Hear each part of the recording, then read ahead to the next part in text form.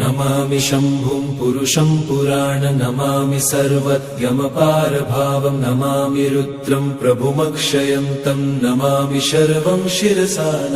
नमामि देवं परमव्ययम् उमापतिं लोकगुरुं नमामि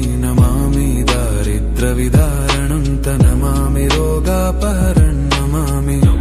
कल्याणमचिन्त्यरूपं नमामि विश्वोत्थबीजरूपं नमामि विश्वस्थितिकारणं तं नमामि संहारकरं नमामि गौरीप्रियमव्ययं तं नमामि नित्यं क्षरमक्षरं तं नमामि चिद्रूपममेयभावं त्रिलोचनं तं शिरसा नमामि कारुण्यकरं भवस्य भयङ्करं वापि सदा नमामि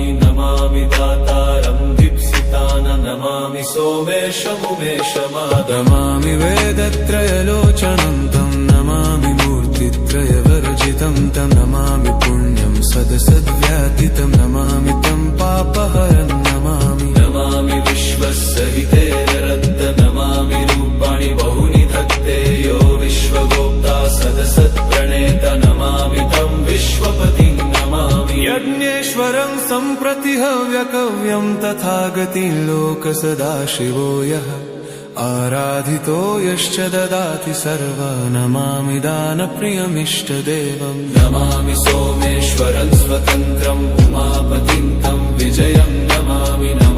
विघ्नेश्वरनन्दिनाथं पुत्रप्रियं तं शिरसा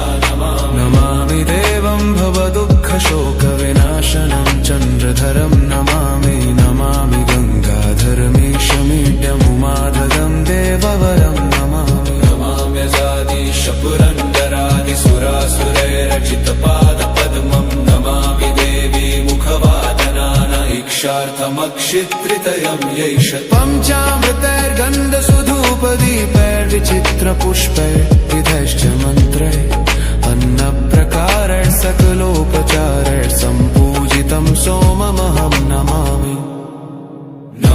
शम्भुं पुरुषं पुराण नमामि शरणं त्वमपारभाव नमामि रुद्रं प्रभुमक्षयं तं नमामि शर्वं शिरसा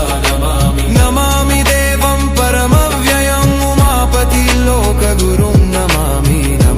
दारिद्र्यविदारणं तं नमामि रोगापहरं नमामि कल्याणमचिन्त्यरूपं नमामि विश्वोत्थबीजरूपं नमामि विश्वस्थितिकारणं तं नमामि संहारकरं नमामि गौरीप्रियमव्ययं तं नमामि नित्यं क्षरमक्षरं तं नमामि